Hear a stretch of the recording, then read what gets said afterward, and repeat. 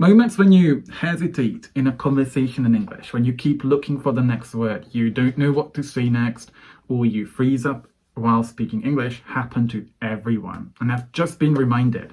Last weekend we had our annual high performance coaching in our community, and I was reminded that even I, who've been speaking English at a proficient level for the last 13 plus years, and I'm an English coach. I use English as my dominant language, like 95% of my days are spent speaking in English, can have my moments. Copies? Can I say that? There's a word for this. We call them, what do you call them? Not copycat, that's a different thing. On the tip of my tongue. You guys remember the phrase? Yeah.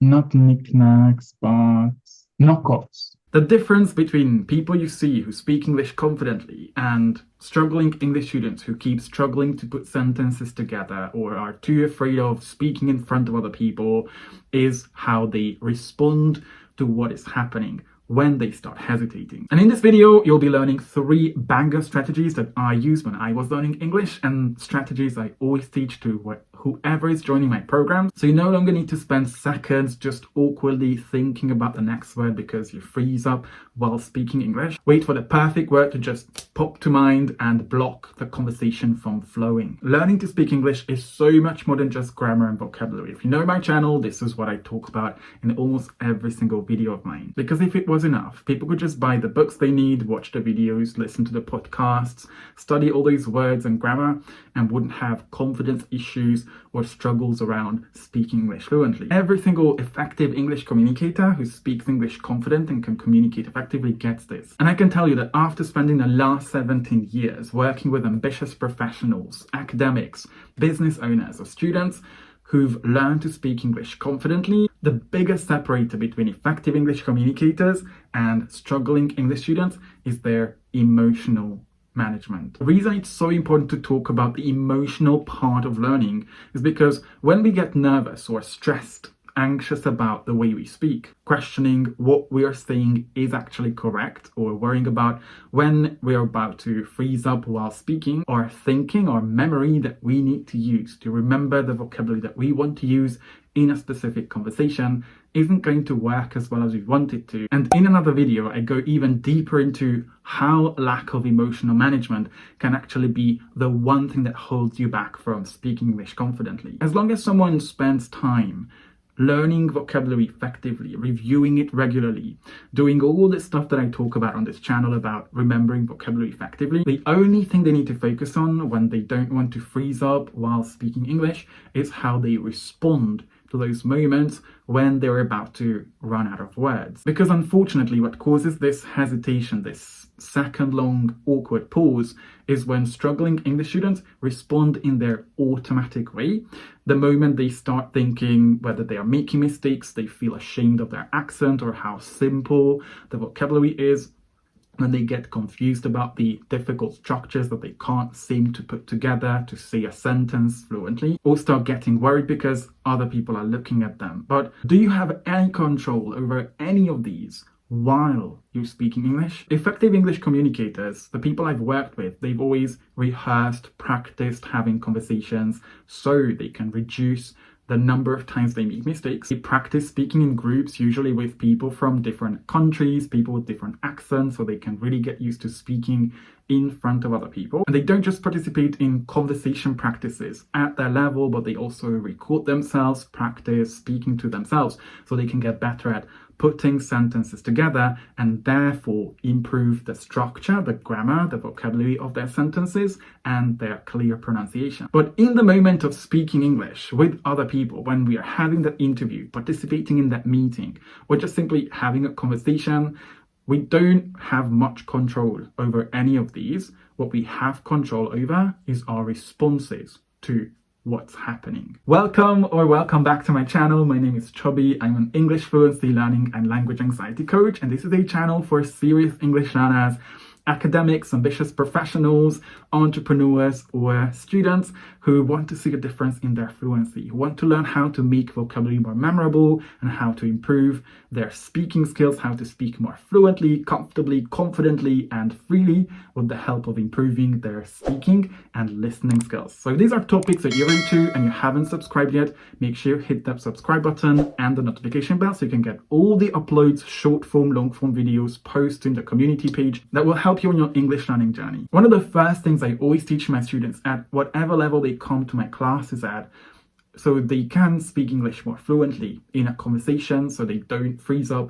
while speaking English, is hesitation phrases. And you're probably doing this in your native language, but because you've been practicing speaking your native language for decades on, you've probably already developed coping strategies that you can tap into in moments you freeze up while speaking your native language. Effective English communicators practice or implement some of these hesitation phrases that I'm about to share with you in their conversations to a level where at a meeting, when they have a conversation with someone else, people listening to them won't even notice. One of the most common expressions you can use when you're about to freeze up while speaking is, "It'll come to me in a minute." Or its sister sentence that you might have heard of, I don't know if you've used it, "It's on the tip of my tongue." Do you know that Indian restaurant in Knightsbridge, London that we went to back in January?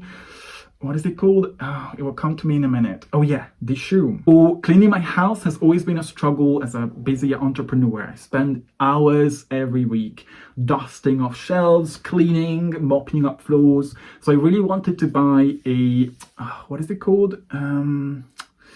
It's on the tip of my tongue. Oh, I know. A robot vacuum cleaner. Now, obviously, this takes time, consistency, and patience to practice and implement in your conversations, but you'll be able to handle all those moments when you're hesitating. What we often practice with my students in class so they can implement these hesitation phrases is that the moment they start hearing these negative thoughts like, "Oh my God, nobody's listening to you," or "How many mistakes you've already made in this sentence," or "Come on, your accent is embarrassing. Why do you keep using these basic sentences to express yourself?"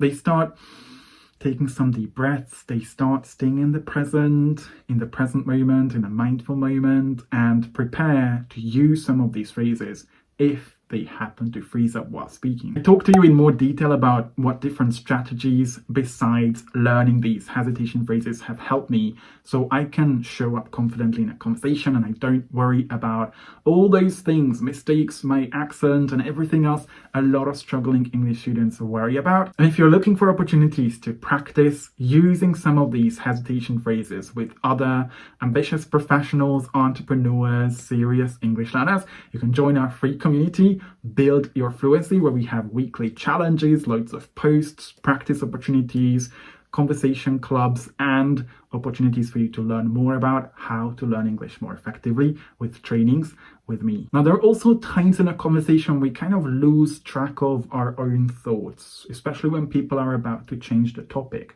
So you want to be prepared with a couple of phrases that you could use to kind of go back to what you were trying to say. In these situations, I often use sentences like, "So what I mean to say is, what was I saying again?" Or even, "Where was I?" Using these short sentences or questions can actually help you loads in stalling for time for the next couple of seconds until you can think about the sentences that you want to say next, especially when first you want to react to what another person said, hold your thoughts, and then express yourself, like in the following example. "Oh yeah, I love traveling to Greece. Everyone is so welcoming and the food is just amazing.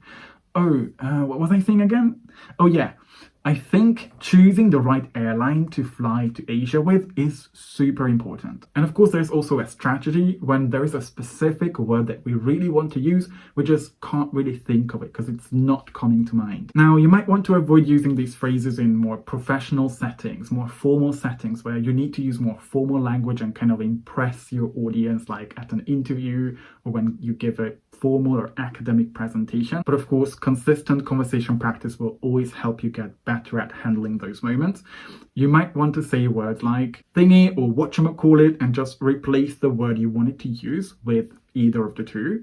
And this is going to be a bonus, a reward to you for staying till the end of the video, which is something we often practice with my students in our conversation-based classes, usually from around intermediate level, which isn't just going to help you not to freeze up while speaking English, but will also expand your vocabulary and will help you keep the conversation going. And it's the strategy to paraphrase what you want to say. This is the bag you often see me with whenever I'm traveling the world, and I'm showing some pictures of it on my TikTok or sometimes here as well.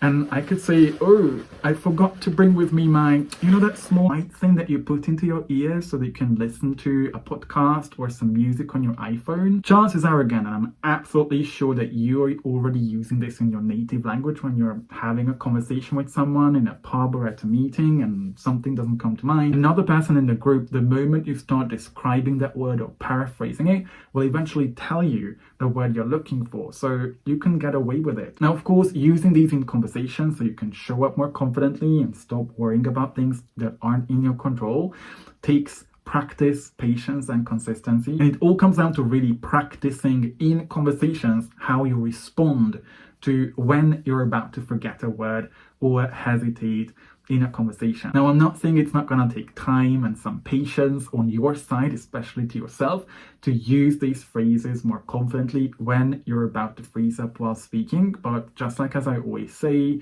confidence isn't a feeling or a characteristic of a person. It's a decision and an attitude. And let me know which of these different strategies that I've shared with you today are you going to start using in your future conversations. And if there's anything else you'd like to know more about, something maybe I haven't talked about yet, but it's one of your biggest struggles, be brave enough to leave a comment and I might be able to create a video around this as well.